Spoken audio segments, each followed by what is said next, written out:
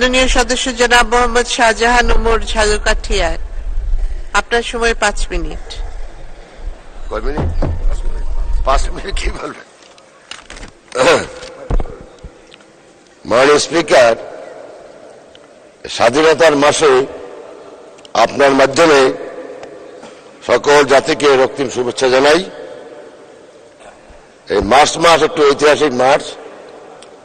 আজকে 3 তারিখে বাংলাদেশের পতাকা ঢাকা বিশ্ববিদ্যালয়ে উত্তোলন করা হয়েছিল। 7ই মার্চ বঙ্গবন্ধুর তুর্যবাণী ছিল, 17ই মার্চ বঙ্গবন্ধুর জন্মদিন, আর 26শে মার্চ আমাদের মহান স্বাধীনতা দিবস। মাননীয় স্পিকার, সেই স্বাধীনতা অর্জনে 52 সন থেকে যত বীর শহীদ হয়েছেন তাদের রুহের মাগফিরাত জানাই। 1975 সনের 15ই আগস্ট, পরবর্তীতে 21শে আগস্টে যে সমস্ত হত্যাযজ্ঞ চলেছে তাকে কন্ডেম করি এবং যারা শহীদ হয়েছে রুহের মাগফিরাত করি। সাথে সাথে মুক্তিযুদ্ধের যে লিজেন্ডারি ফিগার তো একটাও দেখি না, সবগুলি কোথায় গেল? আমার মন্ত্রীও দেখি না, মুক্তিযুদ্ধের মন্ত্রী। যাই হোক, আপনার মাধ্যমে জীবিত মুক্তিযোদ্ধাদের সশস্ত্র সালাম জানাই, স্যালুট করি। মাননীয় স্পিকার, আমরা একটা ইউনিক পার্লামেন্টে বসে আছি। আমার পজিশন এমন জায়গায়, I am sandwich between treasury bench and opposition bench. This is true sense of Westminster type of parliament, যেখানে ট্রেজারি বেঞ্চ থাকে আর হার ম্যাজেস্টি রয়্যাল অপোজিশন থাকে। তো আমাদের অপোজিশন আল্লাহর ইচ্ছায় her majesty's royal opposition. It's very good, purely Westminster type of government. মাননীয় speaker, Kader ভাই কিছু ভুল বলছি নাকি? Sorry for that. মাননীয় স্পিকার, পৃথিবীতে কিছু কিছু ক্ষণজন্মা পুরুষ জন্মগ্রহণ করেন, তারা স্বপ্ন দেখেন। যেরকম আমেরিকাতে কিং মার্টিন লুথার জুনিয়র স্বপ্ন দেখেছিলেন যে আমেরিকাতে একটা ইগালিটেরিয়ান সোসাইটি হবে, যেখানে caste, creed, colour, race, religion এগুলি থাকবে না, সমগ্র American black and white equal হবে, স্বপ্ন দেখেছিলেন। ওনাকে মৃত্যুর মধ্যে দিয়ে এই স্বপ্ন বাস্তবায়িত হয়েছে।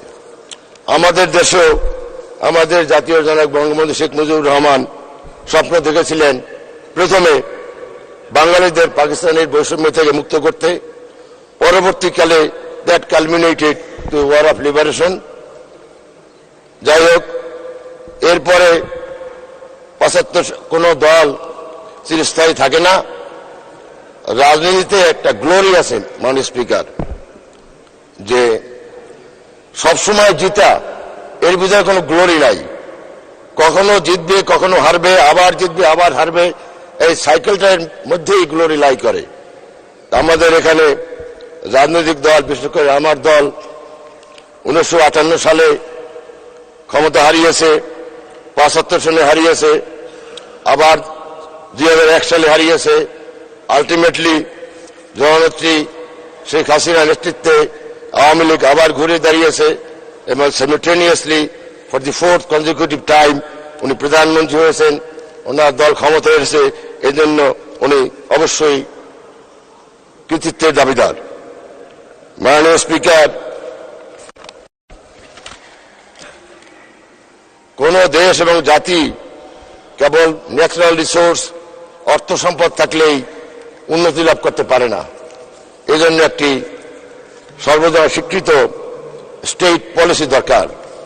যেরকম ব্রিটিশ প্রাইম মিনিস্টার সাবেক মার্গারেট থ্যাচার বলেছিলেন যে রাশিয়ায় না আছে কি? Oil, gas, iron, coal, timber, gold, everything, but Russian economy much lower than of our closest neighbours. আমরা অত দূরে যাব না।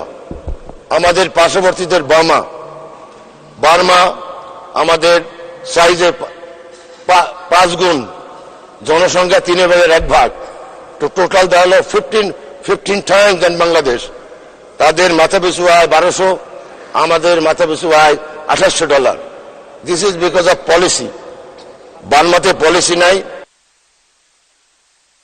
2 মিনিট। এটা ক্ষমতা দখল করে গণতান্ত্রিক সিস্টেমকে চলতে দেওয়া হয় না, রেজাল্টিং পভার্টি ইন বার্মা।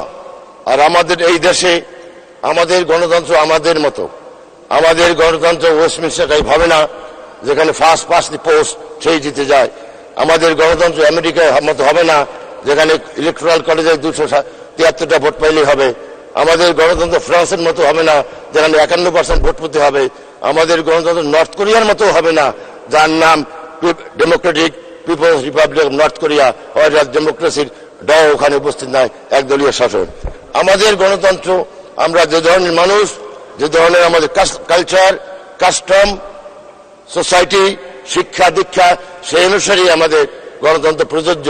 আমরা যদি আজকে America, Japan, England, France, Germany blah blah উদাহরণ দেই, আমরা তো ইংলিশ না, আমরা তো ব্রিটিশ না, আমরা তো জাপানিজ না।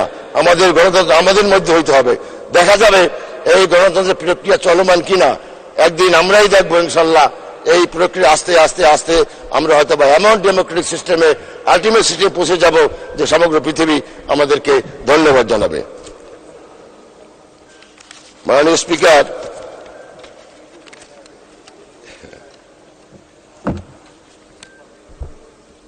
আমাদের দেশের বৈদেশিক মুদ্রা অর্জনের আমরা সাধারণত দুটো জিনিস বলে থাকি, একটা গার্মেন্টস, একটা রেমিটেন্স।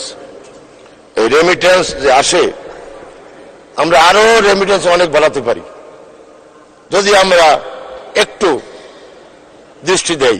সেটা কেমন? মোস্টলি আমাদের লোকজন আরবিয়ান কান্ট্রি যায়, সেখানে যদি স্পোকেন আরবিক আমাদের লেবার ফোর্স শিখে যায়, ডেফিনেটলি ওরা এখানে বেশি বেতনে চাকরি পাবে। মাননীয় সদস্য, আমি আর 2 মিনিট দিতে পারছি, এর মধ্যে শেষ করবেন। আমরা we are grey hair people, old parliamentarian, I deserve few minutes more, I stepped up to you. মাননীয় স্পিকার, এই যে শ্রীলঙ্কা, ফিলিপিন, তারা ইংলিশ জানে, যার জন্য তারা বিদেশে ভালো ভালো চাকরি পায়। এই দেখেন ইন্ডিয়া, আজকে ওয়ার্ল্ড ব্যাংক বলেন, IMF বলেন, এশিয়ান ব্যাংক বলেন, হু বলেন, ইউনেস্কো বলেন, যত বড় বড় প্রতিষ্ঠান, এভরিওয়ার ইন্ডিয়ান্স, বিকজ তারা ভাষা শিখেছে, ইংরেজি শিখেছে। আমরা ইংরেজি শিখি নেই।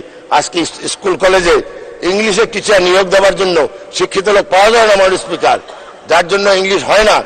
আমি আপনাকে লাস্ট টাইম বলতে চাই, এই হাউজের সকলকে জানাতে চাই, মাননীয় স্পিকার, আমাদের মতো উন্নত দেশে English is economics, English is economy, English is employment, English is industry. এই ইংলিশকে যদি এবং ম্যাথমেটিক্সকে যদি আমরা গুরুত্ব সহকারে ভালো ভালো টিচার নিয়োগ না করতে পারি, এই টিচারগুলিকে কম্পালসারি 6 মাস ট্রেনিং দিয়ে সমস্ত স্কুল এবং মাদ্রাসায়, কলেজে শিক্ষিত ইংলিশ এবং আরবিক এবং ফিজিক্সে এবং ম্যাথমেটিক্সে টিচার নিয়োগ করি, তাহলেই আমাদের দেশে উন্নতি হতে পারে। থ্যাংক ইউ মাননীয় স্পিকার। ধন্যবাদ মাননীয় সদস্য।